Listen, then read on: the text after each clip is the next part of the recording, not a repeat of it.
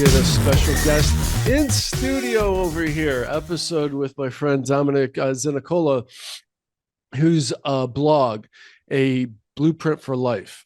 It's very much in line with what we talk about. And we had a very, very fun conversation. It will not be our last. As a matter of fact, this is interesting. This is very interesting. We talked day before yesterday. He was like, hey, I wanted to run this by you. I have a friend that is a nurse that basically peddles Ozempic.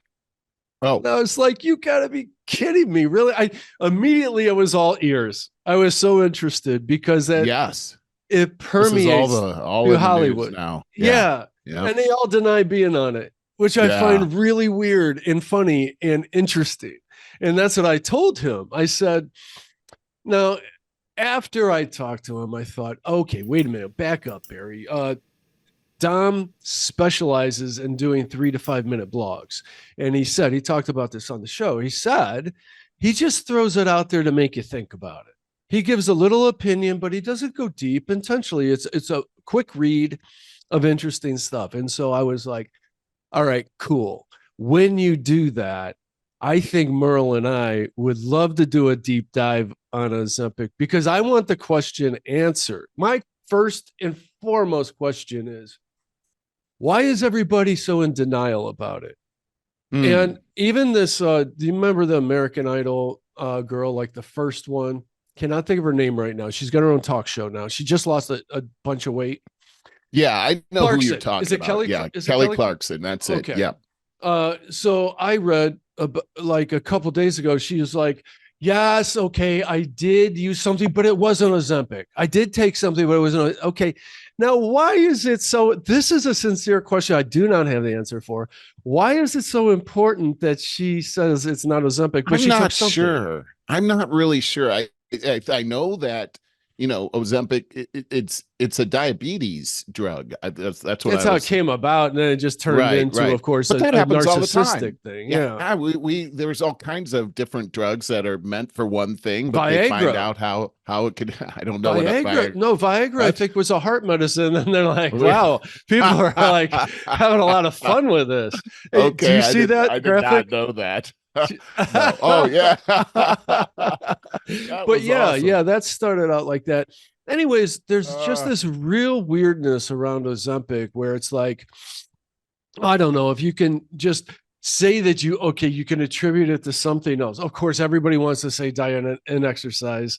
And yet, well, look at you. You championed your weight loss in I think, a very admirable way. And like, you should always share that with everybody that'll listen. That's in my opinion, because it's healthy. Thing, I think so too, but I think that the Ozempic alternative is not a healthy alternative, and I think that's why people are trying to hide that they're doing it, because this is what I heard. It's probably I haven't done risk. any. Yes, because what it does is it affects an area of your brain that's responsible for your appetite, and your appetite. Right? Yeah, and your appetite is actually there to protect your body, to regulate your body, to make sure it's getting all of the right nutrients and things like that. Well, when you turn that off, yes, it's great. You'll lose weight, but my analogy would be like, well, now it's sort of like you have to make your heart beat on purpose. Like you always have to, keep, I better beat, come on, beat again. And it's the same thing with your appetite. If you don't, if it's not driving you to eat, you just stop eating. And I've heard that there's been some pretty bad results, unhealthy results as a result. Yeah, the thing is we want to do this in a healthy way, something that's sustainable, something that's going to actually cause you to live a very well-lived and healthy life. And this probably is sort of like a get-rich-quick plan. Agreed. Dom and I had a very brief discussion about it. He told me too that it was some kind of an inhibitor, mental. So it's probably going to have, it's probably going to have some kind of long-term mental. Well, I know what I said was I'm aware with SSRIs, which are simple serotonin uptake reuptake inhibitors. What they're antidepressants. Right. So somehow inhibiting serotonin, which serotonin is supposed to be a feel-good thing. Anyways, like Robin Williams committed suicide, right? And he was, all that was said is that he suffered from depression. He was found to have 2 different SSRIs in the system. These have been known to increase suicidal tendencies in a large degree of people. My point is, we never know what the hell these drugs are doing. We run across something, it causes something, nobody knows why or how, but what the hell, it works. So let's, patent this thing and get it out there. So well, that's the society we live in today, where we've talked about this a lot of times, where the practice of medicine has changed, and it used to be the practice of medicine was the practice of healthcare, but now the practice of medicine is now a pill, and you have to take some kind of pill. If you got a problem, take a pill. And that's what's caused the rise of the pharmaceutical industry. I almost said pharmaceutical injury, which is there's a Freudian slip right there. Right. What's happened here. My business coach is pretty insistent that I focus on niche down to private medical practices, and in particular, that's called concierge medicine. It's kind of a rising field, and that is physicians once again going private, which the Obamacare pretty much forced everybody to get in with hospitals because of insurance problems and all that. There is a movement for private medicine because the healthcare industry is so screwed up. So what was my point to that? I was moving to concierge. It was something about the healthcare industry, and you're talking about, it was what I like about them. So I've done a lot of research with them. Most of them have an integrated functional medicine aspect to it, and that is wellness. In other words, before you prescribe the pills, let's take a look at your lifestyle, your diet, and what natural remedies that we can use before we go there. Dude, I love that. That's exactly why it's on the rise. Oh my gosh.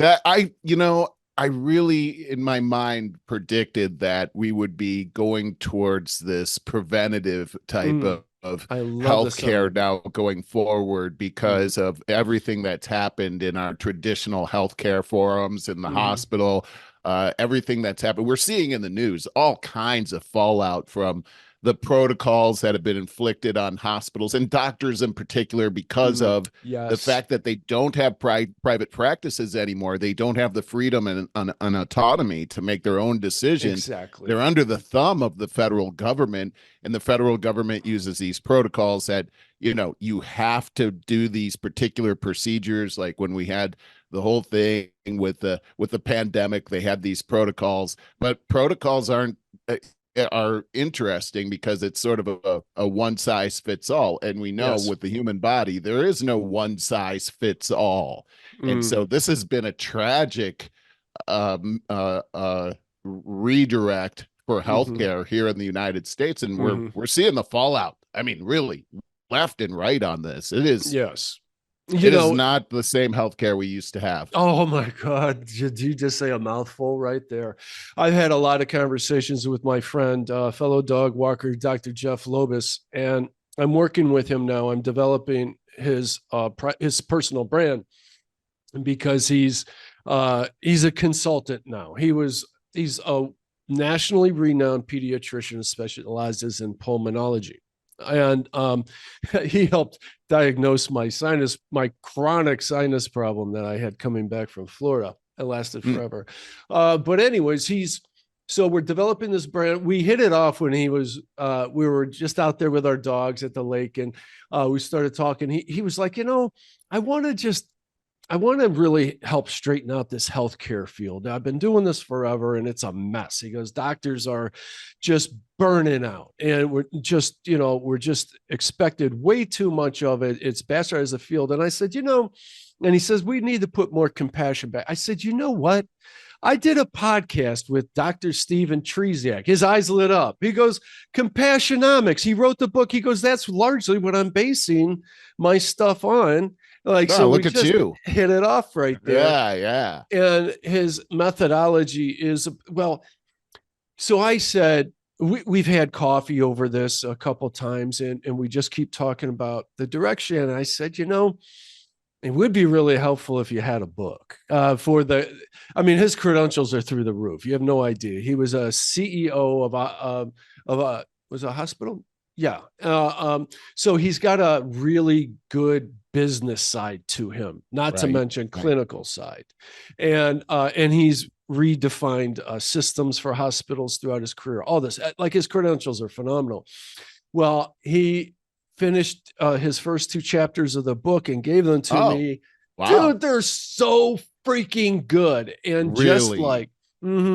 Just like Compassionomics with Dr. Steven Tresiak, Jeff is citing studies after studies, and he's talking about what happened to the healthcare industry. And he and I have a lot of talks because I'm curious as to what happened to. We all are, because it affects every one of us. No kidding, right? Yeah, and it's just been a disaster. And he's proposing in his upcoming chapters, he has thought out the solutions that are needed to fix this. Really? Yes. That sounds really interesting to me, because we're going to do a podcast. Yes. I mean, this thing has been going on for some time now. I can remember back in the 90s talking to a physician on the airplane, and he was talking about how he had been loaded down in his private practice with insurance and having to deal with insurance paperwork. That's become his job, is doing paperwork. That's what killed. Yeah. And it is, and litigation. He hated it. Yeah. So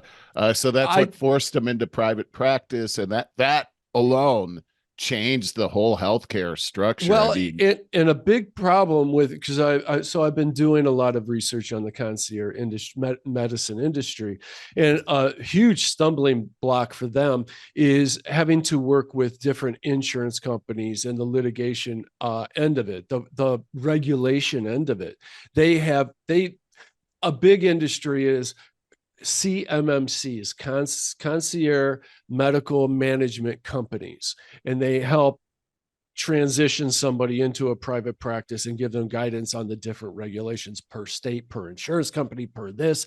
It's a mess, dude. It's a mess. It really is. I mean, I'm into healthcare. I know. You know what?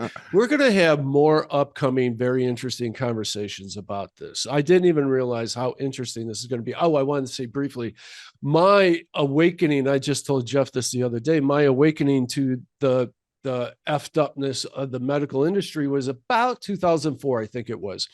Prior to that, I paid into my personal insurance. It wasn't that much. I never used it. I was young, never went to a doctor. You know what I mean? Right. It was never like, why do I need this? Right, yeah, exactly. This is a ripoff. But growing up, when I did go to the doctor, your insurance company just took care of it. You never thought about it. You pay your deductible or whatever. It wasn't much. Right.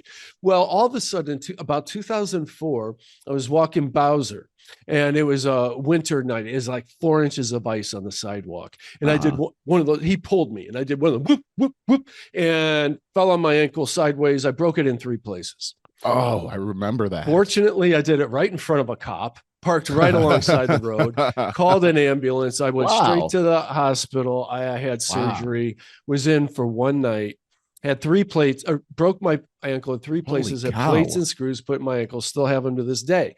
I had great medical care. I don't have any problems thereafter, but it would cost me like $18,000 for 1 overnight, 1 operation. And so I had the ambulance ride.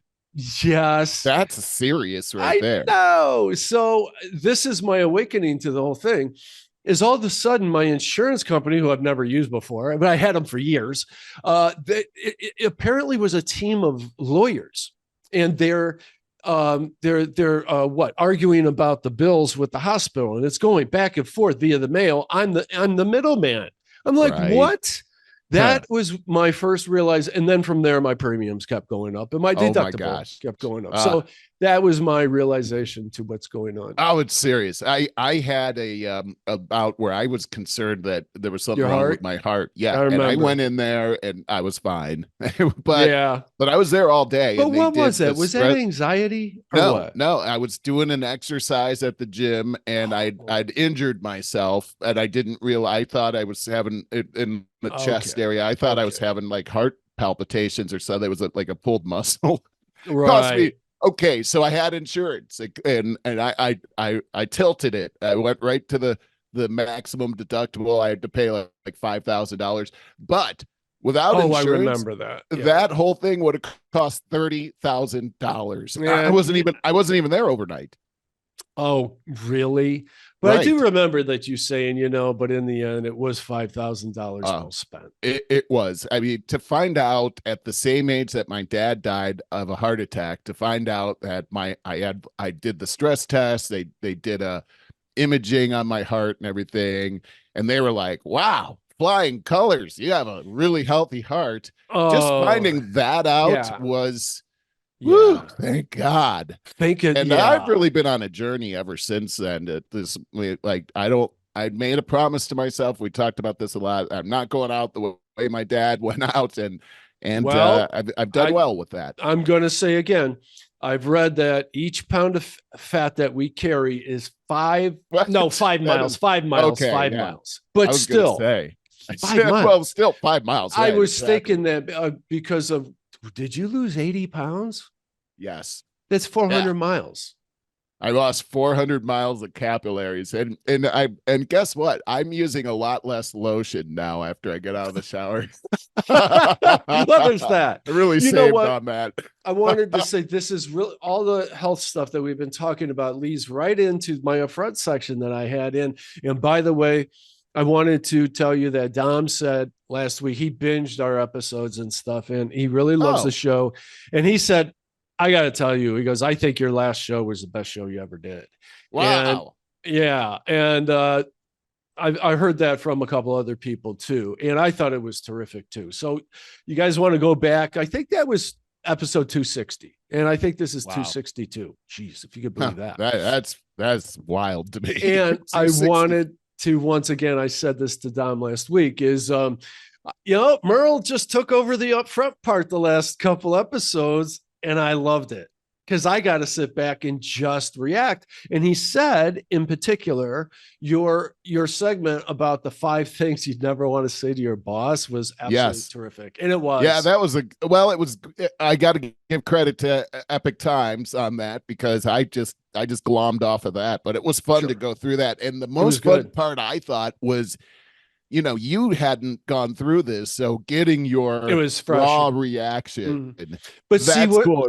That's what we did the last time too. I had a list, and getting your raw reaction and your facial expressions. Oh, that's the best part. Those things, some of those get like shocking. Yeah, make you all mad over there. Yeah. This one won't make you mad, but I think it'll intrigue you as it did me. And so we're right back to health. This is about inflammation. Now, I've been hearing about inflammation for a few years now, but I've never really explored it much. Like what's all the buzz about? Right. So I went kind of deep, and I just happened to get this via my Cleveland. I'm on a Cleveland Clinic list. I get it. Stuff from them about every other day or every third day or whatever.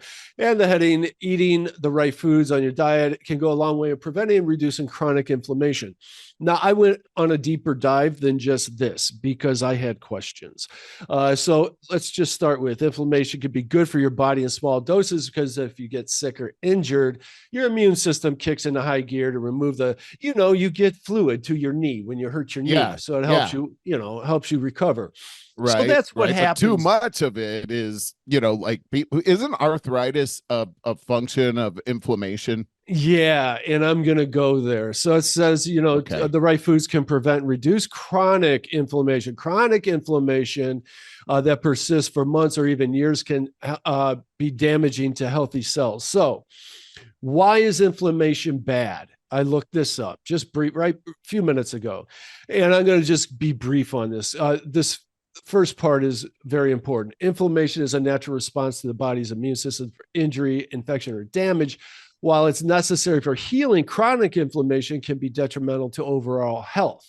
Chronic inflammation can lead to various diseases, such as heart disease, stroke, dementia, cancer, and arthritis, as you just brought up. Dementia. That's Dementia's an awful, interesting man. thing. It's awful. The word keeps Inflammation. coming up in our family. Yeah. I don't like that word. Damages healthy tissues, chronic pain, fatigue, and decreased quality of life comes along with it. It impairs our immune function, accelerates aging, increases oxidative stress, disrupts gut health, and contributes to mental health issues. It's been linked to depression, anxiety, and mental health disorders, and affects cognitive functions. That's kind of lumped in with the other stuff.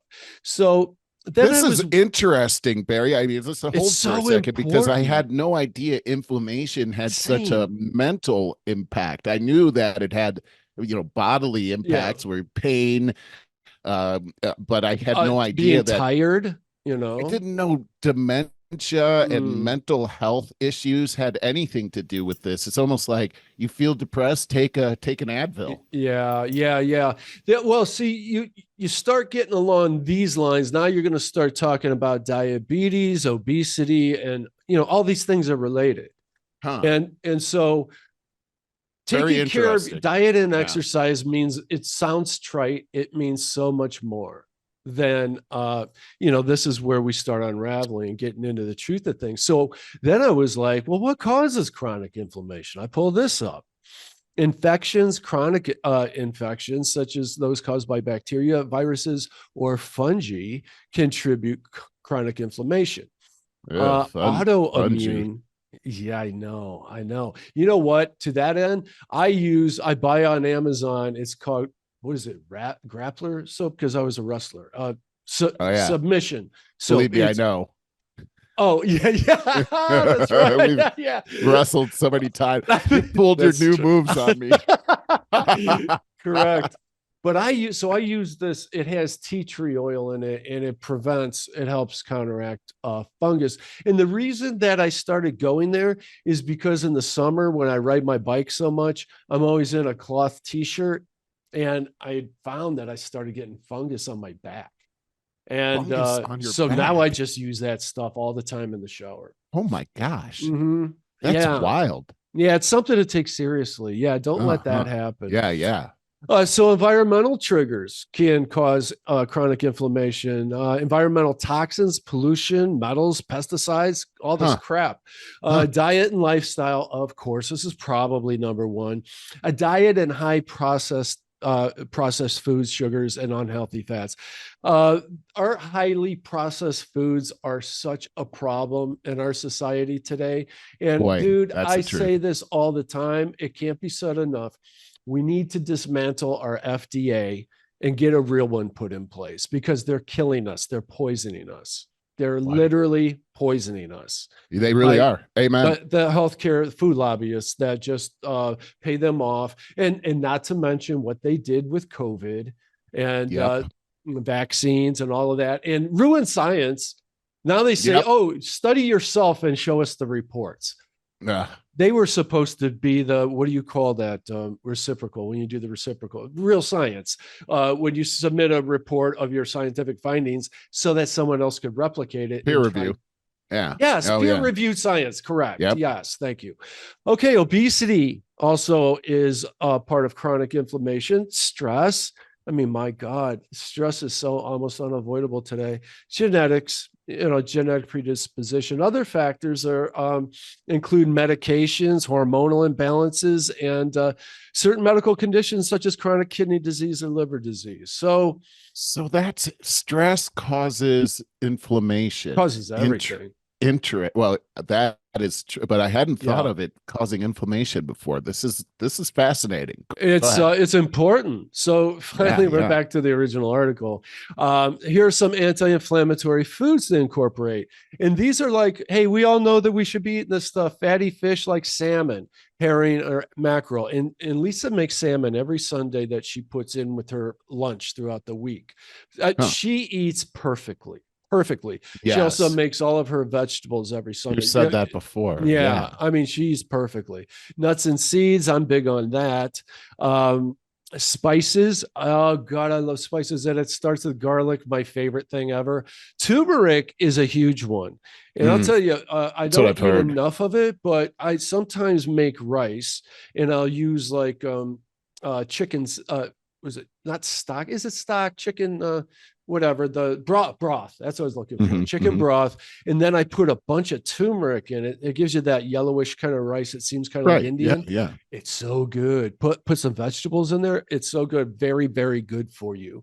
I like what you have in here. The stronger the smell and the more flavorful the spice, the better anti-inflammatory properties. That's Yeah, interesting. that's a good thing to know. Yeah. Leafy Yeah. green vegetables, and us guys, we hear that. It's like, yeah, yeah, yeah. I know, but we don't. Us guys, for some reason, we have an aversion to leafy green vegetables like kale, spinach, and which are good when they're put in front of you. We Yeah. just don't Yeah. seek them out. But Yeah, that's true. Not yeah. looking for good spinach, but it's good when someone cooks it and it's right there in Yes. front of you. Yeah. Yes. Yes. So this is all good to know. The Mediterranean, extra virgin olive oil, which is one of my favorite things in the world. Just keep in mind with olive oil, as long as it's not heated up, it is amazing for you. It's that healthy fat, but you heat it up, and I think it turns into a carcinogen. It turns into the bad What? fat. No, it turns As into soon as, trans fat. Trans oh, fat. I was gonna say, well, okay, that sounds bad. It Yeah. sounds better than carcinogen. Carcinogen. Yeah, but no, regular extra virgin olive oil. You know what I make sometimes? I'll throw a big potato in the microwave for 5 minutes, a big one, and then so it's like a big potato, and then slice it up, and I put some garlic salt and olive oil on it, like butter. It tastes Ooh, like yeah, butter. yeah, It's yeah. That sounds delicious. good. That It's a sounds good real side, good. dish on a lunch. Ah, that sounds So fantastic, actually. so I wanted to thank Well, this is good. Yeah. Jory Hansen from the Cleveland Clinic Wellness Division for that. That's pigmented fruits, Oh, blueberries, blackberries. Those are superfoods right there, by the way. And we got some downstairs. I just had some with just switched off. What well, happened? you're back on now. Oh, so weird. That was Um, weird. yeah, yeah. Well, at least I got the notice up there. That was good. Interesting. Yeah. So yeah, berries are really, really good for you. Their phytochemicals have antioxidant properties and help It's with. interesting that they specify red grapes and not the green grapes on there. I didn't notice that. You're right. Plums and pomegranates suck. I don't They're know. bitter. They look like they should be good, but they're yeah. I don't And they're know. bitter. They are I don't bitter. know. I've had it in Not a good. juice form before. Probably some kind of sugar added to it. It was okay. Yeah, yeah, yeah. Hey, but But you're right. when you Red think about grapes. I mean, we're on this healthcare thing Mhm. here, and I just wanted to say that this is so important as we look at our infrastructure and healthcare crumbling Yes. around us. Hmm. Inside of healthcare right now, there is this huge thing that's going on.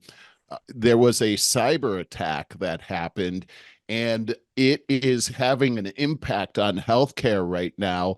I think we're beyond the actual initial cyber problem, and now they're trying to clean it up. But here's what happened. We talked about how these doctors now work for hospitals and how the whole apparatus in healthcare changed. Well, one of the changes that happened along with this is consolidation of just about everything. Yeah. Not only have the doctors folded into the hospitals, but the hospitals themselves have consolidated among themselves so that you have these super hospital footprints all over the country, Oh, and that's the going to big lead to fish more eating the little inefficiency. fish. Well, the same thing has happened with the support mechanisms that hospitals have to run on. Oh, well, One of those your is company would be. insurance. Oh, Yeah, one of those is insurance, and the whole payer provider aspect of things is how healthcare runs.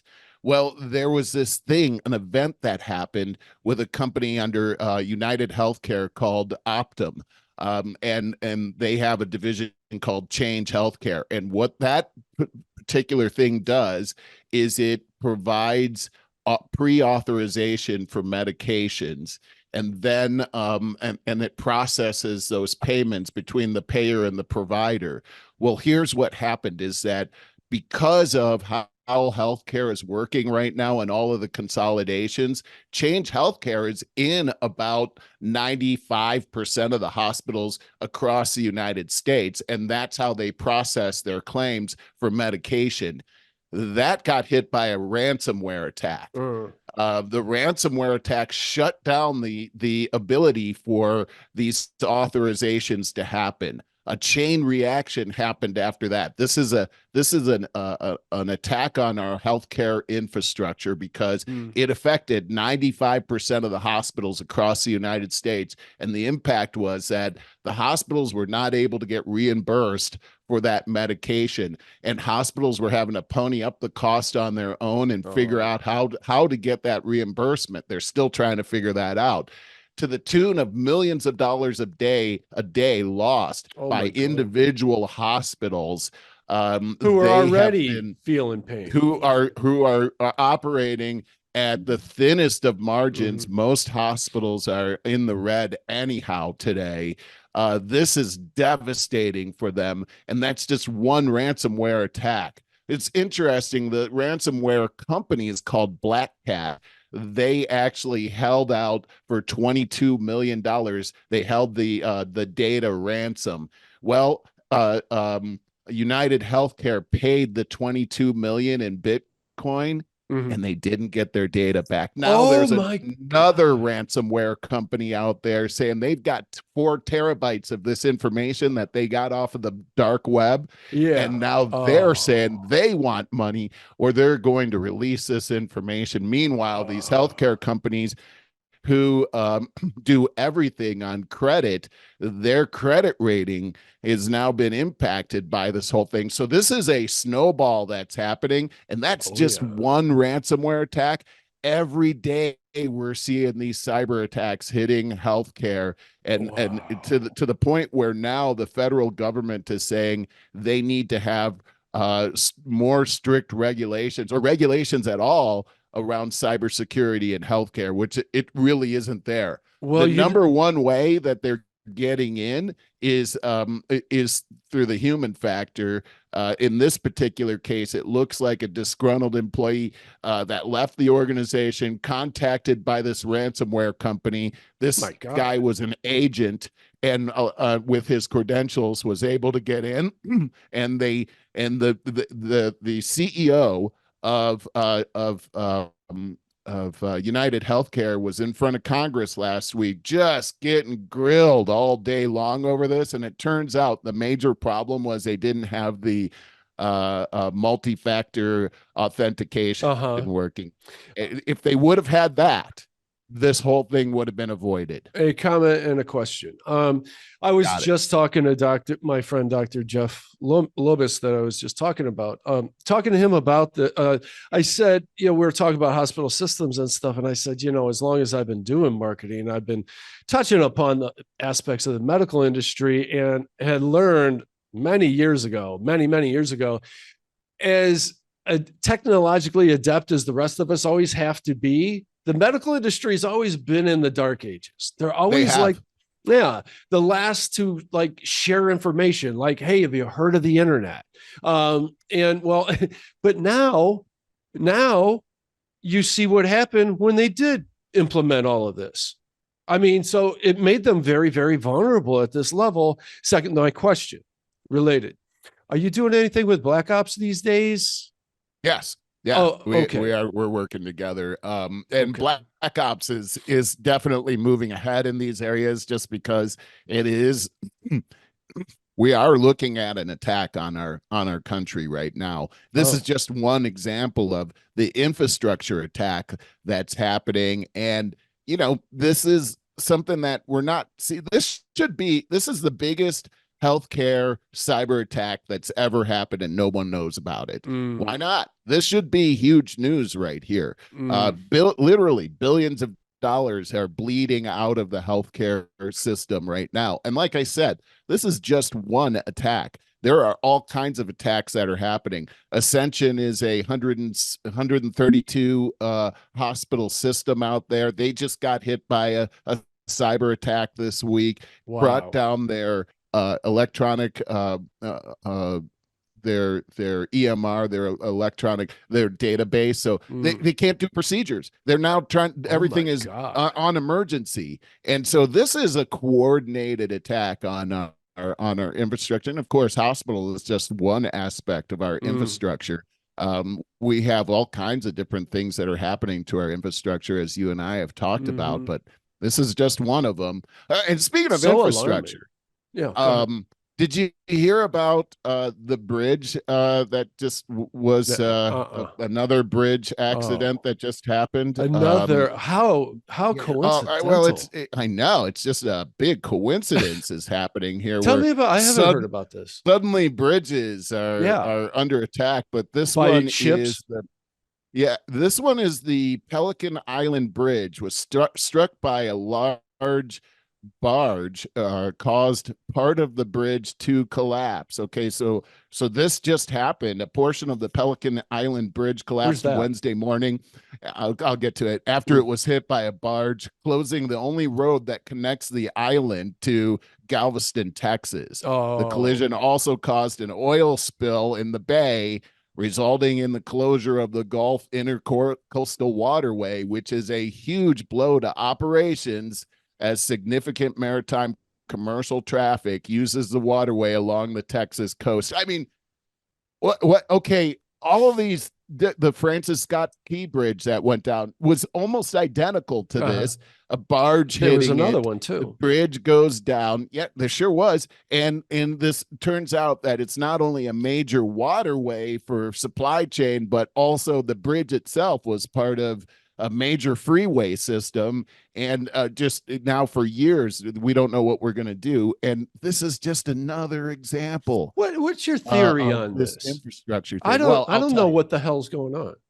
Well, it's from my point of view, and this is just from the research that I've done, and I'll tell you what, I've been wrong before, but I see this as the same people that have implemented changes to other countries have implemented chaos into that particular society. We're getting that on every front.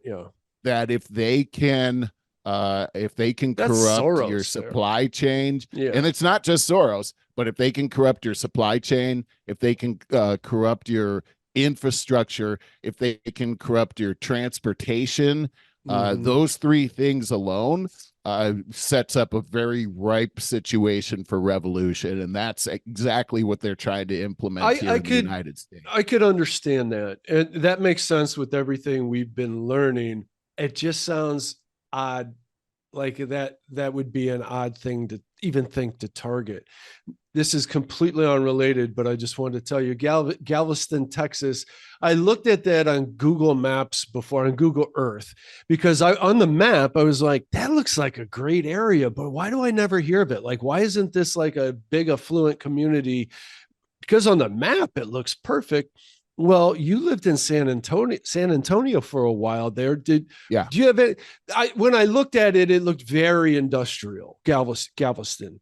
I've never been to Galveston, but it's got a very interesting history. It's been a place that has been destroyed a couple of times from hurricanes. There's a very famous hurricane that came through there and just wiped out the entire city. So they've had to rebuild that area a couple of times. We've had recent activity down there that looked tremendously horrible for Galveston. I've never been there, so I can't comment on that, but it's not the same city it used to be. Okay, well, that'll put a damper on things. Destroyed a couple of times. I hope they do well, though. Okay, but this is bad for them. I mean, again, supply chain. We're seeing this. Keep an eye on this kind of stuff, because this is part of the death by 1,000 pinpricks kind of art of war thing. Something that we've been bringing up in more recent episodes is, there's not just the Soros factor that wants to disrupt society. He wants to disrupt it so we reinvent ourselves and be an open society with the rest of the world. And he doesn't. And it's like, well, and we should decide what that is. Well, we did decide what that, and that was supposed to be democracy. But there's a big movement to make us China. And so China wants to disrupt us, Russia, Soros, and basically every country that we infiltrate, like Israel. Oh boy, this leads into something. And Iraq and Vietnam and Yemen and every place that we turn into trash as we say we're spreading democracy. Speaking of which, did you hear what that idiot Lindsey Graham said the other day? I didn't actually. Oh, you good. Didn't? Let's see it. No, I can't wait. Actually, I got a video for you too. So good. I'm bringing it up, and so this was on Breaking Points. They did a good segment. Also, Dave Smith talked about it. What do you hear? This guy's an idiot. I've never heard him say anything that wasn't war related myself. He suggested that there should be nukes employed against Gaza by the Israelis. Let's take a listen to what he said. Can I say this? Why is it okay for America to drop 2 nuclear bombs on Hiroshima and Nagasaki to end their existential threat war? Why was it okay for us to do that? I thought it was okay. To Israel, do whatever you have to do to survive as a Jewish state. Senator, again, military officials say the technology has changed. But let me ask you about how all these of this military officials that you're talking about let me ask you something. Full of crap. So, what'd you make of that? The shuffling of the papers emphasizes that point. But I mean, that good comment. I think, as you said, Sagar, that underscores how emotional this issue is, and also that someone like Lindsey Graham feels completely comfortable to say that as a sitting senator. I mean, that's a pretty ridiculous comparison. On the one hand, World War II was a completely different issue than Israel and Gaza. The machinations that had to go into World War II were largely surrounding, will one of the worst wars in human history continue? And, that's a good point. That's why I wanted to share that part. But can you believe Lindsey Graham? Yeah, I can actually. That's par for the course for Lindsey Graham. He's a war hawk. Yes. He's part of the military-industrial complex. Yes. He's basically an idiot, and he's dragging us into a terrible thing. But I gotta say, war. As I take a look at this whole conflict happening in Israel, oh my God, what a terrible, terrible mess we have here. Yes, I mean, I'm looking at. I believe that what's happening here is completely orchestrated. Again, the globalist. This is orchestrated. Look at what's happening here.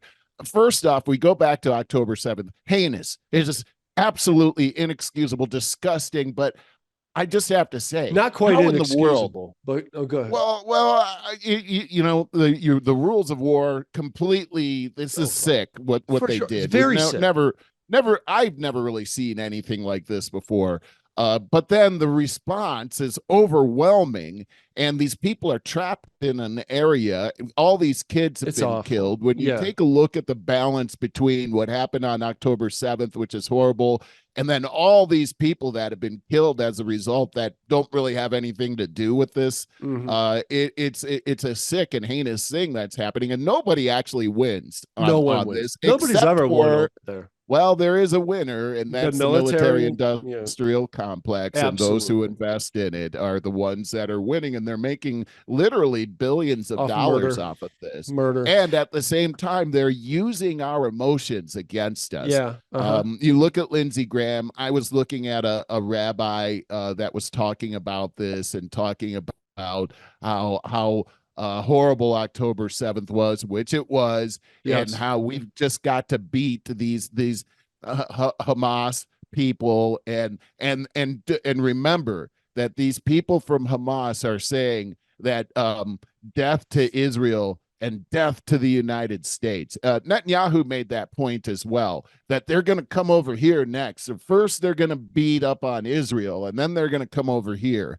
And then everybody is looking at these college protests that are happening and saying, look, they're here now. And I got to say, Barry, no, they're not. No, they're not. Hamas is a small organization and they're relegated to Gaza. They're not a worldwide organization. Tiny. The only reason that they're propped up is because of Iran. We know that. But what's happened here in these college campuses, Hamas doesn't have the power to make that happen. Right. This has all been a giant deception that's happening. We already know that George Soros's organizations were involved in this. But here's something interesting. I mean, we suspected that China was involved in this, but here's an article that's come out of Fox News is surprise China is funding and fueling the campus protests. No, we should not be surprised. A new report from the Network Contagion Research Institute shows a political activist group linked to the Chinese Communist Party has played a crucial role in funding and organizing anti-Israel protests that have disrupted college campuses across the United States in recent weeks, and it goes on. But here's the thing. What we've just saw is we're being told that, look, it's Hamas and they're coming after you. No, we have other enemies that see this. We have there are globalists that want to destroy this country because they want to, as you were saying, this open society that we talked about. That's what they want. America's in the way. This is being used as a battering ram to disunite us and cause us to be at each other's throat over, oh, it's Israel. No, it's Hamas. It's this, it's that. No, it's these horrible people that are using that terrible situation to cause more chaos and more disunity and cause us to hate our neighbor. That seems to be what's happening here. And they're using our emotions to brainwash us on this. We got to get hold of our emotions because they have been using our emotions against us. The entire woke doctrine, that's all they use is fear of being called a racist or an ism in order to push their agenda. They actually have trans people dressed like hookers teaching kids in grade school about sex. And it's enabled because you're going to be called a transphobe. If not, that's the idiocracy that we are living in right now. Well, and here's the other thing too, because I agree 100% with what you're saying. But here's another thing is that we have to learn that governments lie. And that they all do, that's in their DNA. You should never trust your government. That's exactly the United States is founded upon. Happens. Yeah, that's exactly right. Death happens when you trust the government. People cannot be trusted in high places when they have absolute power, and that's what government is. And so what we're listening to is government talk and why we should be all excited about killing a bunch of other people. All of our governments are talking like that. Yeah. Listen to Lindsey Graham dropping a nuclear bomb on Gaza. Isn't that amazing? There would be nothing left. And all those innocent people would be, would you look at what a nuclear bomb does? The people that get killed right away are the lucky ones. Yeah. It's the people that are left behind. I read this book called Killing the Rising Sun by Bill O'Reilly, which goes into depth on what happened to the survivors after the Hiroshima and Nagasaki bombs. I've never heard anything like this before, Barry. What we've been taught, we've not been taught about what happened. So for Lindsey Graham to go off on this is insane. It's insane. He's oh God, what a piece of work. I don't know if it's something you sent me or maybe it was a YouTube short that I ran across like a week ago, talking about what happens when a nuclear bomb explodes, and it showed like what happens in the I'll get the numbers wrong, but within a 10-mile radius, and then what happens in the outer 20-mile radius, and then what happens in the outer 50-mile. And it was all horrifying. Absolutely horrifying. I don't have words strong enough for Lindsey Graham. I just can't believe some of the people that we elect to office. And this guy's been there a long time. I wanted to say just about the Israel Hamas thing that, Israel was very, very guilty of how they treated the Palestinians for decades here in basically an occupied state. They never had their freedom whatsoever. And so they were always living under an authoritarian type of government. And But on the other hand, Hamas, they use women and children as human shields, their hospitals, their schools. And I know, hey, they don't have a military. Israel's got this really high-tech military and I don't know why they need our funding. But I get more. All I'm saying is there's no winners here. You brought it up in the beginning. There are no winners here. There are only losers. No, it's awful.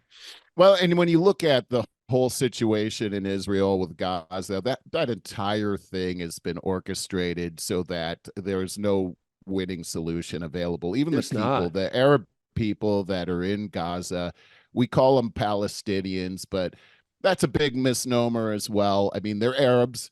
They were in that particular area. A lot of people moved into that area, and they were never called Palestinians. Their land was taken from them. It was awful. Well, there's a lot of history here on what happened with that land and who was in that land before. There's always been Jewish Arabs. People in that land, along with Arabs, and the fact is that Jews and Arabs in that land before 1948 were all called Palestinians. So the whole Palestinian thing being a race, there's no race of Palestinians out there. There's not even, even the name Palestinian. I did some research on where that came from and who they never even called themselves Palestine. They never called, but others called it Palestine, like the Roman Empire. The Roman Empire coined the phrase Palestine. And the reason they did it, it was after the Jewish nation had fallen, and they were really trying to put the kibosh on this Jewish nation after Christ had been crucified. And the Jews had always had this rival for hundreds and hundreds of years called the Philistines. And the Philistines are a nomadic group that actually came from Greece. And so then they hated each other. So let's call it Palestine. It's actually a derivative of Philistine. And so it was really a weapon against the name, but they actually called the Jewish people in that area Philistine or Palestinians as well. So there's a lot of convoluted history here. It's so convoluted. But what we see happening and the narrative is only this small window, so we can't really see. And it's oppressor versus oppressed. All of that. We're so conditioned, and it's being used against. My point is, the whole history is being used against us to deceive us into picking a side, and when you pick a side, you lose. Yeah, that's exactly really right. That's what There's also another weird thing about this. I heard somebody bring it up. I don't remember who, but if Israel got their way and had their own state all to themselves, they'd be virtually the only country in the world that had that kind of segregation. Look at the United States. We got every nationality under the book in this country. Look at any place in Europe. France is like so largely Muslim now, but England has all kinds of nationalities over there. Probably the closest that you got to a completely homogenized country outside of what Israel wants is probably Sweden. They have strict borders. They have a very homogenized community. And I remember reading about this. They have one area like in the center of their country where I think there's Black people. There's like people of another nationality that, huddle together in that one community. But when people like to say, oh, we need to be like Sweden, that tiny little country over there with the closed borders and homogenized society, we're nothing like Sweden. We couldn't possibly emulate Sweden. But no. I know the leftists over here like to think that we can become a utopia if we just raise our taxes really high and become more socialist. Well, that's the truth. Hey, I want to go back to what you were saying about Israel, though, as far as homogenization goes. I think we need to take a look at that and do a little bit more research on that, because I do know that Israel doesn't have any, like, if you're an Arab person, you could be a citizen of Israel. In fact, they've got millions of Arab people that live in Israel proper. And you have other nationalities that live there as well. The difference between Gaza and Israel is that you've got people from the Gaza Strip working in Israel and going back to Gaza at night, but you don't have that in reverse. So I don't know. I think we need to take a look at that whole homogenization thing, because that is a platform that Israel actually stands on. I've never been there before, and every time I see pictures, it looks like, Jews and Arabs. That's all I can see. But there are Arabs in Israel proper that I see all the time, especially around the Temple Mount. So I don't know. I don't see any black people over there, but they're probably there somewhere. All right, it doesn't really matter. No, go ahead, Barry. I want to bring up something that's been a huge controversy here. You're going to have an opinion. Kirsti Noem's dog. I don't know what to think about that. First off, I was shocked. I was shocked just because, to me, this takes her out of any kind of presidential running. She's not going to be the vice president for Trump, I don't think. Agreed. And also, I think she should have left that out of the book. Why did she put that in the book? I can tell you why. Okay, was it because she needs to be this tough person or something? Kind of. They had this dog that was rogue, that was eating other animals, and they took it to the gravel pit and they shot it. Okay, I guess stuff like that. I don't know. I never lived on a farm before. Is that what you do? Is that what you do? Yeah, actually, that's why I'm not going to be a farmer. Prior to that, horrible. Prior to that, the old Yeller, the dog. Prior to that, Lisa was adamant that Kirsti Noem would be the vice president candidate, because Trump always wants a pretty girl, like, his lawyer or anybody else. He always picks some pretty girl. And I do have to say, I'm always amazed how conservative women that excel in every regard: fitness, nutrition, brains, and everything. Like Fox News, there's all these really smart, pretty women on there and stuff. Lawyers. Almost smart. Makes it like lawyers. But why did she put that in the book? I've known people like this, and that is people that are rural. They don't have the hypocrisy that you and I have, that people like us have, that most of our listeners have. Meaning, when we go to a supermarket, we just salivate over that big old piece of steak right there. But you and I aren't going to go out and shoot it and cut it up and, all of that. I don't want to do that, but I would if I was hungry enough. I'll take a bite right out of a cow if I have to. I believe you. But you know what I mean about that. I've been a lifelong animal lover my whole life. And so I know, and I admit my hypocrisy. I can't stand the thought of being too close to a farm where I hear that you hear the pigs squealing before they're being slaughtered. All of that. Yeah. I don't want to smell bacon. You're killing my argument here. Sorry. You're funny. But so I've known a lot of rural people, and they just, they're more realistic than I am. They are. My mom's side of the family, they're farmers, and that's they could take a chicken and just kill it, and we're done. Yeah, right. I couldn't. That is farm life. You're right. Yes, and I've known people that have killed their dogs at old age. Via bullet to the head. And I know that they're thinking, I know what they're thinking, and they love to tell everybody that they did that. There's two things. For one, they think it's kind of the intimate thing. I'm going to do this and not have it done outside of my hands. The other thing is I know this, they love the shock value when they tell somebody. Yeah. They do. Yeah, I see. And they what want you to visually be upset and all that. And then they're going to call you on it about how they're thinking right and you're not.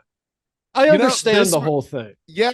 I think I get this psychology on and there's this. A tough guy mentality to it. Yeah. It reminds me of when I lived in California, and the first time I experienced an earthquake, and I was all freaking out, and I told my neighbor about it, and then they were just like, "Oh, that's nothing."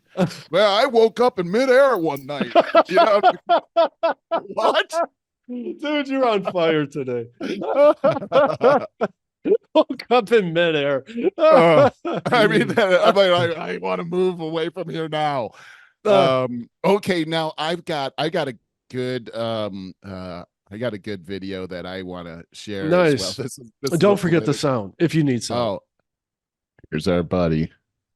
Oh boy. And this is fun. Oh, Here. So they're gonna have a debate. Yeah, two of them. Yeah, two debates. And I doubt I'll watch them. Here's the challenge from Joe Biden. And I think I heard if you watch the filming of this, I think that's the most interesting part. I didn't see it, but I heard it. Lost 2 debates to me in 2020. And since then, he hadn't shown up for debate. Now he's acting like he wants to debate me again. Well, make my day, pal. I'll even do it twice. So let's pick the dates, Donald. I hear you're free on Wednesdays. Donald. Okay. He's pathetic. Okay. Did you notice that they had to do 6 different cuts on this 13-second to get a sentence out at a time? Yeah. Yeah. And he's going to debate Donald Trump. Oh, he can't even get 2 seconds. He'll be so jacked up on whatever drug cocktail they give him. He'll need to sleep for a week after that. Okay. And then how about the fact that he says, I hear you're free on Wednesdays at the end? Now, here's the deal with that, is that this court case that's happening in New York with campaign finance fraud, supposedly, is falling apart completely. Yeah. But that court, and Donald Trump has to be in that courtroom every day, except for Wednesday, because that court takes that day off. Now, we know that Alvin Bragg, the DA, is highly, highly, highly attached to the Biden administration. In fact, a county DA should never be in the business of actually trying this so-called federal case. That should never happen. But it has everything to do with Joe Biden's corrupt administration and how they're using lawfare to eliminate their political enemy. I cannot believe this is happening. I can't believe. Here's Joe Biden in a 14-second commercial, and at the end, he shows his tyrannical face by saying, I hear you're free on Wednesdays. I thought the same thing. Like, it's so obvious. That's every bit of it. It's so obvious. How is this government getting away with this? And I'll always go back to our weak, spineless, corrupt Republicans that let all of this go on. I couldn't agree with you more on that. It is the youth party. These are the people that I'm the most infuriated with. That I think the Republican Party has done a terrible disservice to the United States. And I said terrible disservice. That's a euphemism. Some of them should be brought up on treason charges, is what I think. Well, frankly, Merle, I would even say the same thing about the Democratic Party, because prior to Biden being elected, everybody thought he was the moderate Democrat that he seemed to be his whole life. All of a sudden, he gets in office and he's 100% usurped by the far left. How is the rest of the Democratic Party putting up with this? There were good Democrats, very good Democrats. Tulsi Gabbard was a very, very good Democrat. They drove her out of the party. Yeah, I mean, that's really what's happening here, is that this Democrat Party has made a change, and that's why I always say far left. There's very few liberals that are left in the Democrat Party. They're leftists. I mean, we've talked about this so much, about how the difference between liberals and leftists, and it's becoming more and more obvious what's happened to the Democrat Party, that they've been commandeered by these people that literally hate America. Yeah, and we're seeing that right now. Well, this Biden re-election campaign doesn't seem to be going very well right now, Barry, because you've got these court cases that have all fallen apart. The last one is this one up in New York, but the one in Atlanta seems to have fallen apart with Fani Willis. That one is on hold right now indefinitely. The other one is the documents trial that's out of Florida with Jack Smith. That one has stalled indefinitely. The judge is not moving forward with that. They're going to pick it up when it's the convenient time, for sure. Well, they're running into problems. It is very obvious. They're running into problems here on this. But going back to this debate, what do you think about the fact that the debate is in June? You don't normally the first see one, and then the next is supposed to be September. Well, this is weird, though. This is unprecedented, Barry. You don't see presidential debates before the the primaries are over and the RNC and DNC chooses their nominees. We don't see these debates until the September timeframe.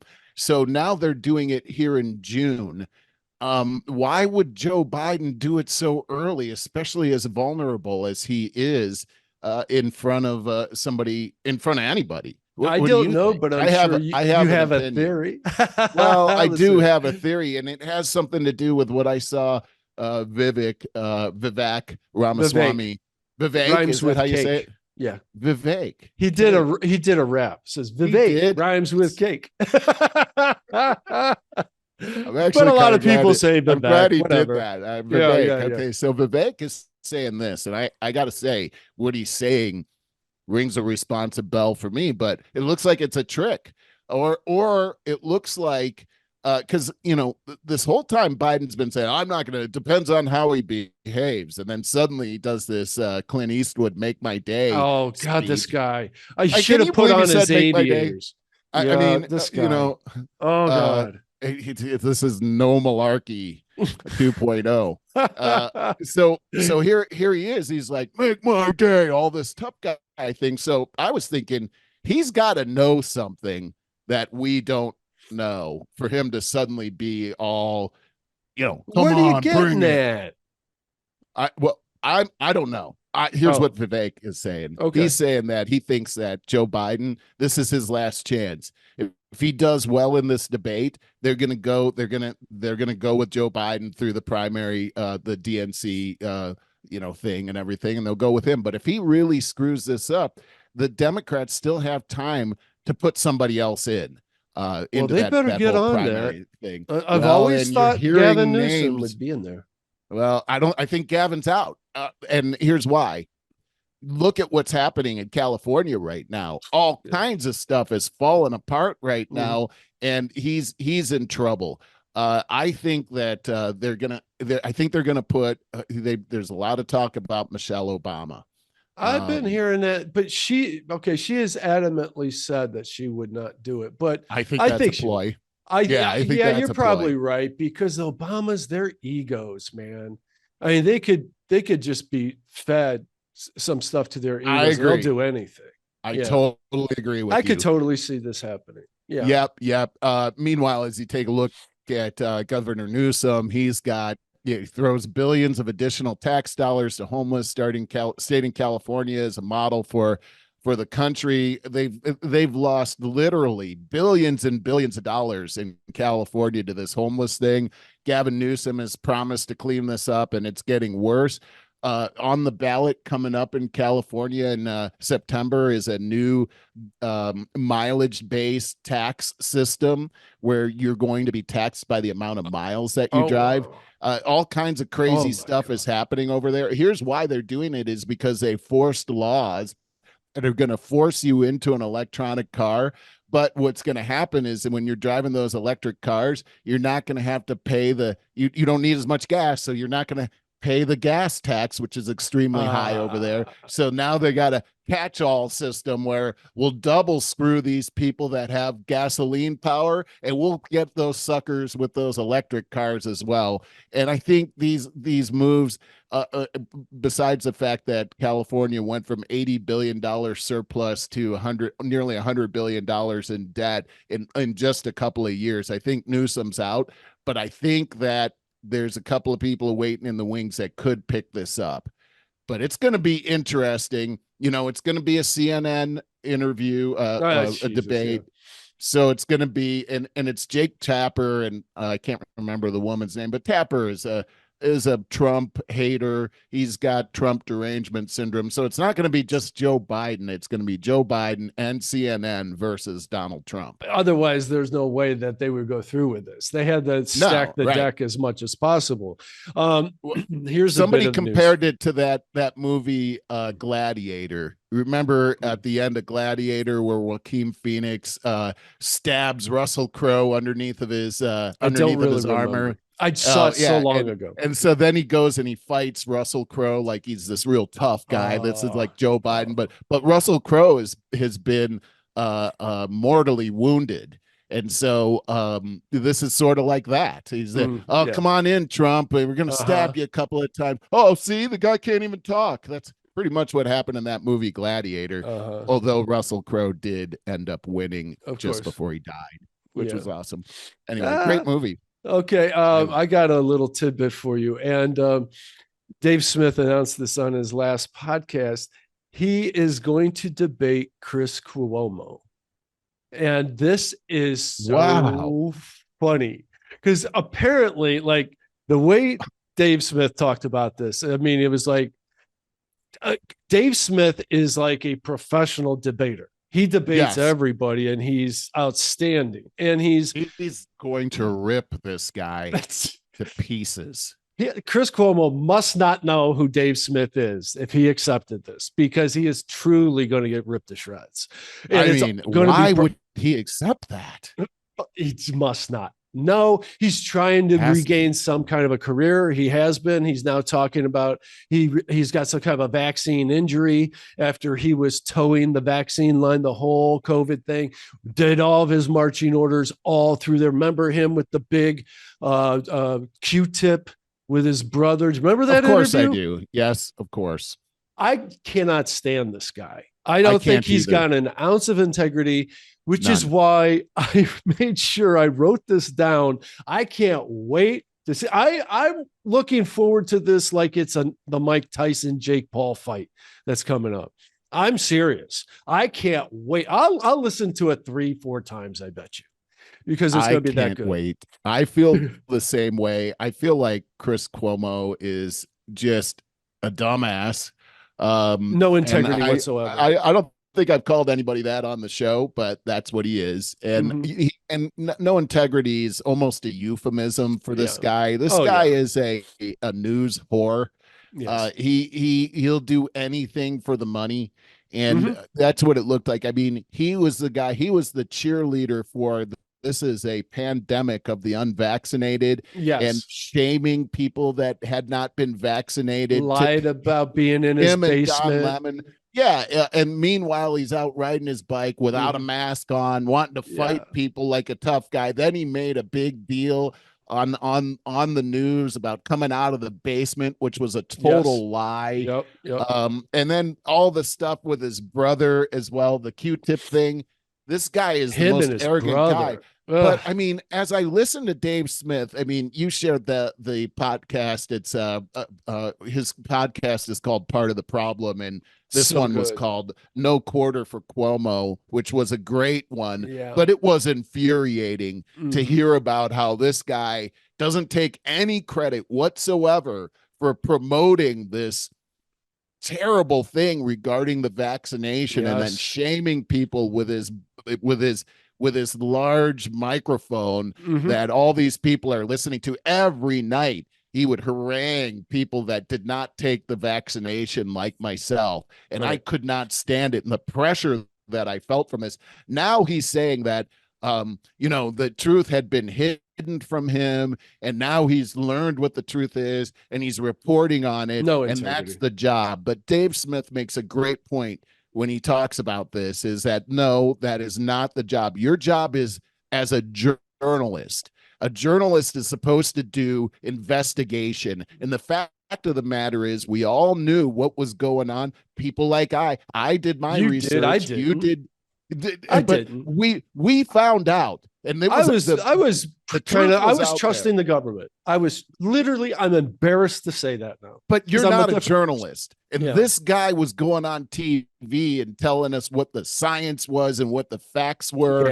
And if he would have done any research, if he would have brought in the other side of the story, even he could have made it fair and balanced, but he chose not to. He chose to censor the voices, of course.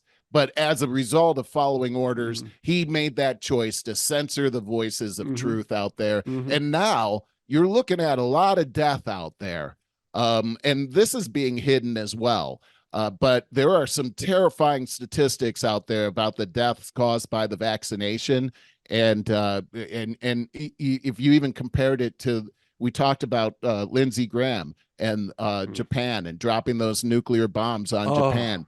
You know that if you look at the death toll and even the injury toll of those nuclear bombs, that it doesn't even hold a candle to what this vaccination has done. It's exponentially worse than that by a long shot. They're saying something like there's 17 million deaths out there right now.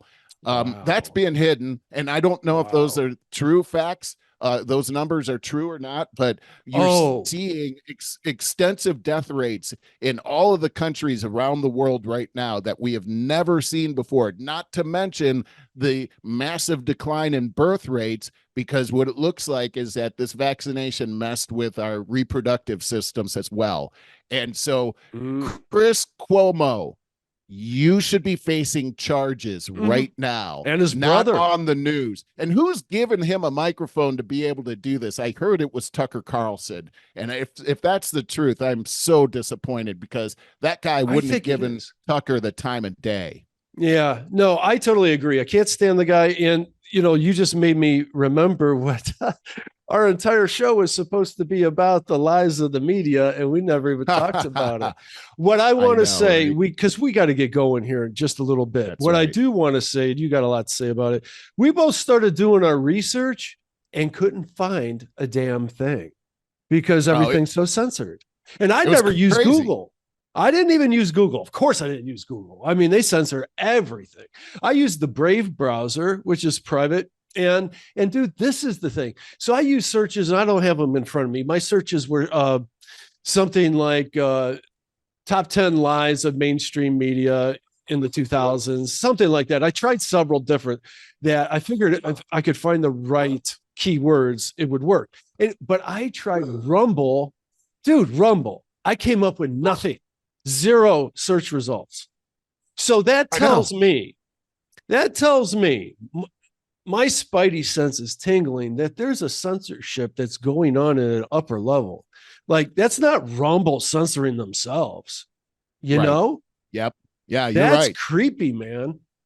It is. And the power that the globalists, I've talked about them way too much today, but the power that they have is exactly this. They control information.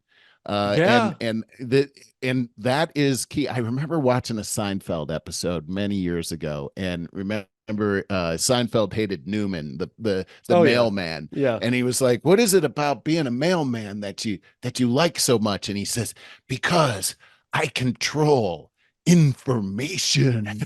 And it was like, how weird. But now when I think back at what he said there, it's like, how horrifying.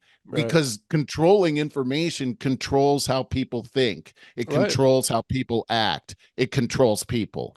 Did you ever watch Game of Thrones?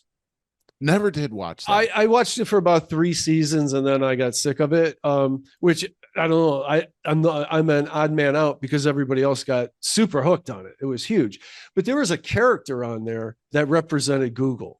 He was the guy that controlled all the information. Everybody went for him for knowledge. And so that he had his own style of corruption or something. I don't want to say, I don't remember it. I just remember that fact. I think I remember. Very interesting. Yeah. Very, very interesting. Yeah. Google didn't even know how they were going to be profitable when they started doing this as a search engine. They just knew something with information would be very valuable. And now look at it.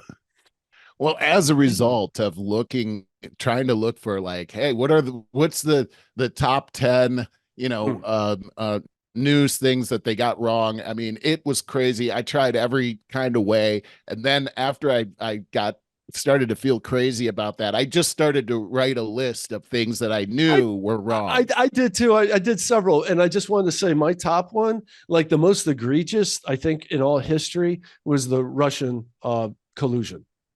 For 3.5 years. And dude, there's still a very large percentage of this population that believes it was true. If you go to Chat GPT and say, what about Trump and Russian collusion? It's going to tell you all about how he colluded with the Russians. I mean, it's crazy that happened, and it's still happening. Now, as we're talking, one of the things that I saw a lot of was, as I was trying to look these things up, was conspiracy theory and debunked. And to me, those are the buzzwords that show you that you're probably on the right track. Well, if you run into conspiracy, debunked, and anti-Semitism as well, there you go. You put those three things together, it's probably a giant lie that's trying to manipulate you into believing their dogma. Yeah, and I saw a lot of that. The very news station that leads the pack with all of this, I mean, they're all in cahoots, but CNN leads the pack. And who's the one that talks about misinformation and disinformation? The originators of misinformation and disinformation. I always say the that. devil is always talking about what he does, but applying it to other people. That's what the devil does. Yeah, I liken it to psycho chicks. I've had some psycho girlfriends in my past, and they would always accuse me of doing exactly what they're doing. So because they take that away from you.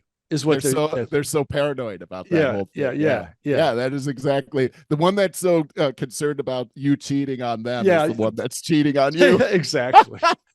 Well, my number one was, and I already mentioned it. It's the pandemic of the unvaccinated. Sure. Yeah, sure. I thought that. I mean, that was echoed from the mountaintops. And being a person that did not take the vaccination, I actually felt like I was a hunted person as a result. I had been fired from my job because of this, and I collected unemployment insurance, and then the state of California decided after they gave it to me that they wanted it back, and then at the same time hearing that I was causing the pandemic, and how dare I think that I have freedom. And and that as Schwarzenegger said, screw your freedom. I used to like Gene Simmons, and Howard Stern, but they apparently hate my guts. So I guess we can't be friends. But I mean, that was such a divisive thing to put out there. And I remember when Joe Biden was talking about the pandemic of the unvaccinated, and he said, "We've been patient with you so far, but our patience is running thin." That was very scary when he said that. And it was less than 30 days after that I got fired. So I mean, threat. These kinds of things are very serious and ominous. This misinformation can be used to target political enemies or any kind of enemy. And the news was used as a weapon against us on that. Yeah. But there were so many lies that came with the pandemic. I couldn't boil that down into one. My first 5 were all pandemic related. I'll just say the vax is safe and effective. It was tested for transmittability. The vaccination is a vaccination. First off, I just put that in there because remember they changed the definition of what a vaccination is. Here, let me read this. Before the CDC changed the definition for vaccination, it read, "The act of introducing a vaccine into the body to produce immunity to a specific disease." Right. Now the word immunity has been switched to protection. Oh, that got lame. Wow. So they called it a vaccination, but under the actual definition of vaccination, this was not a vaccination because they came out and admitted that they never tested it for transmittability. And then finally, ivermectin is a horse dewormer. Oh, that one was so egregious. I remember that Rolling Stone came out with that article on that, and then CNN ran with it right away. And it was like, you didn't think somebody would say, hello? A guy won the Nobel Peace Prize for creating that, and it saved millions of lives from parasites. I mean, really, it was the safest drug that's ever been on the market. Cheapest. Yeah. And get this, they're finding out now what's coming out. I don't know if you're seeing these articles. The bird flu? Well, that's a whole other thing. But about I'm not buying it. Oh, yeah. About ivermectin is that this is a cure for cancer. Wow. There's all kinds of articles that are coming out on this. And now you're starting to see why they don't want this out there, because cancer is big business, huge business. And if you're in the business of eliminating a good portion of the population, you kind of need cancer.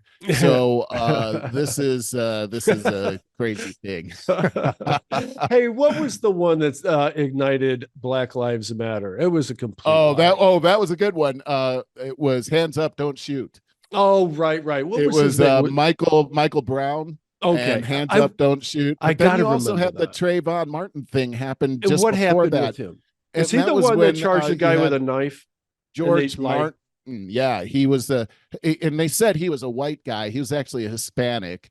This is in Florida, right? Yeah, that was doing some doing a neighborhood watch, and he saw this guy acting suspicious, and they started wrestling. Anyhow, George ended up shooting this guy to protect himself because he said that his life was in jeopardy. But that's where Black Lives Matter got started, and that was under a whole bunch of lies as well, including Obama saying that Trayvon could have been his son. Yeah. Way to taint the jury pool on that whole thing. Yeah. But yeah, Michael Brown, hands up, don't shoot. It turns out that he didn't have his hands up, didn't say hands up, don't shoot, attacked the police officer and tried to steal his gun. And so then it was that became the mantra of Black Lives Matter, which is a blight on America. Yeah. And I was sure that I was going to find like one video that somebody did. I'm sure it's out there. You just can't find it. But here's what the news showed us, and here's the real thing. I wanted to play that on here. Yeah. And you're good luck finding it. What's interesting about that, though, is that the one where Trump said, where they said, oh, he said there are good people on both sides, and he said that the KKK was good, and I that was one of mine that I had on here, and he actually says, and I just clipped the part, but I read the whole context where he was completely trashing the KKK and the so-called alt-right. But what he was saying was there's these people that don't want that statue to be ripped down of Robert E. Lee. And despite what you think, he was actually a great general, and he was. Robert E. Lee was a stand-up guy. I had no problem with it. And he says, excuse me, they didn't put themselves, and you had some very bad people in that group, but you also had people that were very fine people on both sides. You had people in that group, excuse me, I saw the same pictures as you did. You had people in that group that were there to protect the taking down of, to them, a very, very important statue, and renaming of the park from Robert E. Lee to another name. So that's what he said, but they just took that. There were people that were good on both sides, and then that became the whole thing. And we actually have videotape of him saying, but dude, if you got TDS, you don't want people to tell you that, and you'll just interrupt them because you don't want to hear it. I mean, that's what happens. You want to run with this other stuff. It's just, I recently heard someone talk about, referred to Trump being peed on by prostitutes. Yeah.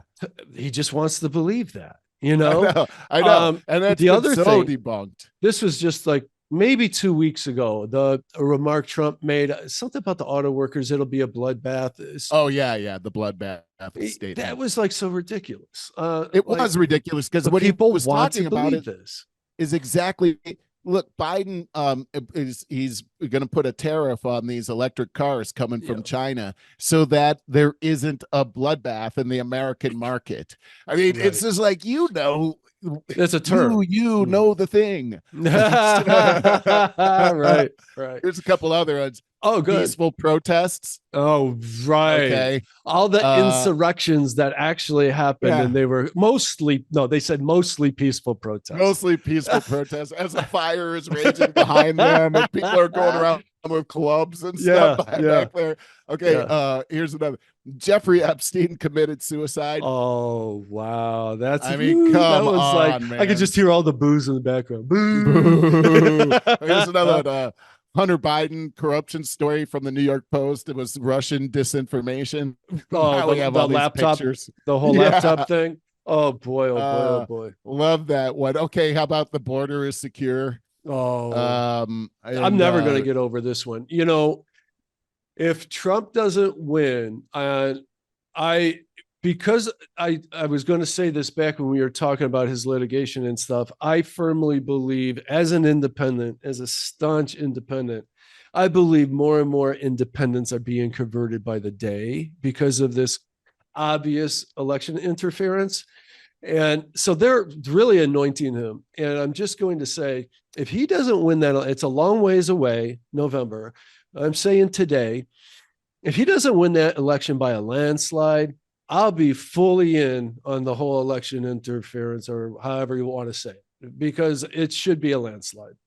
Well, I agree. And, I was thinking about that too, Barry, about this whole debate that Biden challenged Trump to. And my first thought was, well, they must have this rigged if he's willing to put himself out there and do this, because that's going to be the bloodbath. I mean, geez, that's going to be horrible. Yeah. I have a whole lot more of these. I actually, but maybe we should save them for the next time. That's a good idea, because we're really running late. I got to get to work.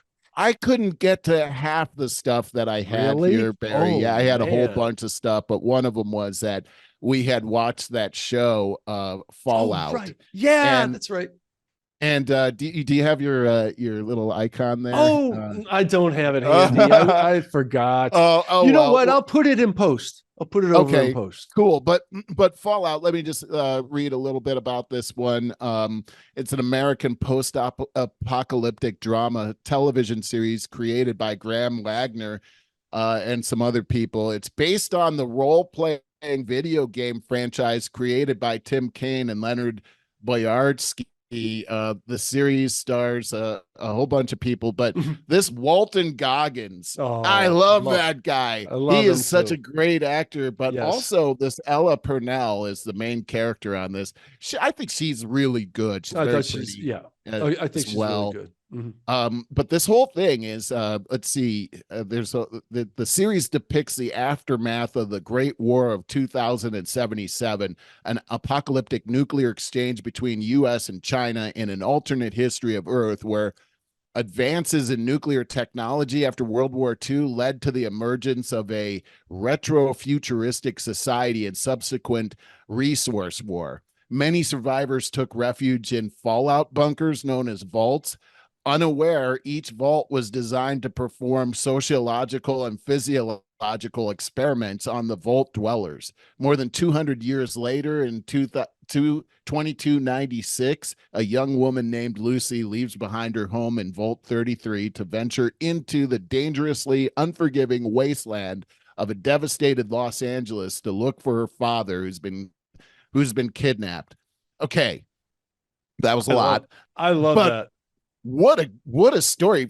You brought up the graphics in one of the episodes we did, which were amazing. I mean, having moved away from Los Angeles, this funny thing, Barry, is because in my mind, as I was thinking, that's actually real time. Yeah, as I was thinking about moving away, I was thinking some of the scenes I see is like, I had in my mind, this is what Los Angeles is going to become, so I have to get out of here. And gosh, it is morphing into that whole thing, which is pretty crazy. What were your thoughts on this series, Barry? I loved it. I covered it pretty well a few weeks ago, but there was something you wanted to talk to me about, though. Yes, on this I was holding off for this because I wanted to see if you also saw the analogy that the vault people were like snowflake Canadians, like that. They wanted to be told what to do. They wanted their strict government, and it was juxtaposed against the outside dwellers, which was like the Wild West. There's no law, there's no nothing. There's just a bunch of people trying to survive, and in various ways that they were going about it. And now what I got out of that is what I thought was so interesting is it's a cautionary tale of careful what you wish for. If you want your ultimate freedom, the Wild West, well, that comes with a whole lot of danger, life-threatening circumstances. Yep. But if you want your cushy so-called utopia, you're going to get experimented on without you even knowing about it. You're going to, it's going to be a facade is what it's going to be. And eventually the rug is going to get pulled out from underneath of you. Wow. What did you think? I mean, that was exactly what I got out of it too, Barry. I mean, you piqued my interest in it because I'd only seen like the first 2 episodes of it, that you mentioned something about this. And I was like, wow, well, let me see. It was the next episode that it started to become very clear what you were talking about, the difference between the people in the vaults below. And here this girl that came out of the vault was like, oh, they're so benevolent. And then let's go back to the vault. That's where she wanted to go. But then she started to learn the difference is, and how naive she actually was. This whole thing about how the vault dwellers were under this control, master control, and didn't even know it. Yeah, that was very, and obviously they're talking about what's happening here today and the great divide between those who think government is the answer and those who really think God is the answer, or some form of freedom to live your life the way that you want to live it. And I love that they didn't paint that part as, oh, it's rosy and wonderful. No, it's all uphill and it's hard, and you got to deal with human nature and people that are going to try to stab you in the back. But it was an interesting thing to watch and see. Good. I think so here's a lesson I think you can get out of that is they're polar opposites, meaning the outside world, the Wild West, versus the utopia, the facade of utopia in the vaults. What you get out of that is finding that perfect in the middle is really hard. And that's what the United States has tried to be all these years. And you see what a slippery slope it is and how we're on the verge of losing it right now. And I think that we as a society have tried to find the perfect solutions for things when there is no perfect solution. Anytime you try to find a perfect solution, there's going to be a fly in the ointment. And this really displays this. Here's some good news, because the way this series ended, it left me wanting more. Agreed. And they are Fallout filming. premiered on Prime Video on April 10th, 2024. So this is very new. The series received generally positive reviews from critics and fans. Later that month, that was just last month, the series was renewed for a second season. So I can't wait. They need it. And I hope they don't. I hope it doesn't. I think it's too expensive to become a Walking Dead. But I hope that they say, this is going to be perfect for 3 seasons, because here's our beginning, there's our middle, and there's our end. And I agree with you on this, because this is the whole jump the shark idea. I can see that happening. So tired. But the way they left the last episode, it seemed to really cue up a really cool second season. So I'm excited about that. But isn't it? I mean, I never really got into these kind of series things like I am today. I mean, today I'm hunting for good series. And it's sort of a new phenomenon, right? Like, I want to binge out on these series. Like, not that new. I think you only just discovered them. Well, I agree with what you're saying. I think Lost was the first one that I got into. That was like probably about 12, 15 years ago. But what I'm saying is, rather than a movie, I'm almost rather looking at these series now, because it's sort of the long form of movies. And I like the genre. I'm finding that that's what I prefer now. Okay. You would love Justified. You'd have to purchase it via Prime. Okay. Walter Goggins is co-star. It's his best role ever. I already like it. What? Yes. Oh my gosh. Okay. It's a modern day Western. Okay. It's a modern day Western. And I challenge everybody to just watch the first 10 minutes of the premiere episode and see if you could stop. You will be hooked. What's the name again? Justified. Oh, it's one of mine and Lisa's favorite series of all time. Up there with Breaking Bad. I love that. Okay. It's so good. Everyone has told me not to watch Breaking Bad, but I am so tempted to watch this, and everyone knows how sensitive I am. Yeah, Justified is a little more fictional, just a little more fictional. Than it's a modern day Western. It's the prime majority of it is set in this backwoods town in Kentucky, where you literally feel like you're in the old days in a very hillbilly area. Oh, it's so good. And Walter Goggins, every scene he's in is like, oh, good, Walter's in this one. Oh, I love Walton. that. On is his name. Oh, Walton, right. Yeah. Goggins. What a name. Yeah. Oh, you know what? I just saw, I was on YouTube searching for some behind the scenes way of how Fallout was filmed. I wanted to see how the effects were done, all of this, because there was so much there. No kidding. I couldn't find anything like that, but I did see a clip of him and the other stars on the show being interviewed in this really fun setting. Dude, he is nothing like the characters he plays. And his character in Justified sounds and acts just like him. They're almost the same character, except the one has makeup.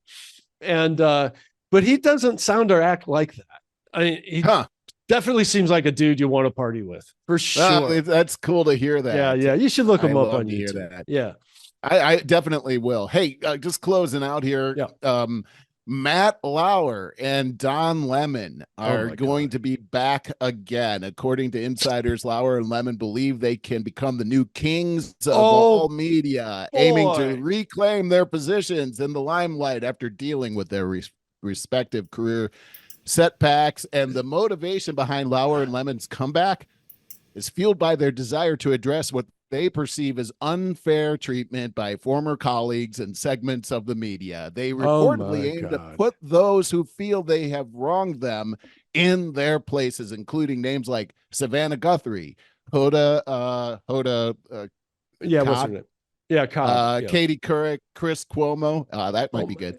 And Elon Musk. Have you these guys? Shameless. Did you take in the Elon Musk Don Lemon debacle? Where I loved that. Yeah. Don Lemon is blind to how dumb he is. He has no idea. The most arrogant guy in the world, too. Yeah. I mean, all the demands he put on Elon, and Elon the whole time is going, "No, you want censorship." And then he was blah, blah, blah. No, that's absolutely terrible censorship. He just kept going on. He called out Elon on the drug that he takes and everything, just tried to humiliate him. I mean, this guy, Don Lemon, is a bad dude, man. He's a fool. Like that guy. They do not know for 1 minute how bad of a failure that little thing is going to be. And they'll blame other sources. They will. I can't even believe it. But you know what? Who wants to watch anything like that? I'm sorry. About 10 people. Yeah, 10. Yeah. Yeah. Epic failures. Yeah. I think good. So too. Yeah, we got to get going. Yeah. All right, dude. Fun episode. No kidding. It wasn't what we intended, but it sure was fun. It really was. Yeah. Tell them how we can be found. Yeah. Hey, go to over50startingover.com. Sign up for our email list there. Get all this dropped in your email box. As it happens, you can see us on YouTube. Our channel is Over 50 Starting Over. Give us a like. Give us a share. Please give us a share. This is good stuff. Yeah. And subscribe.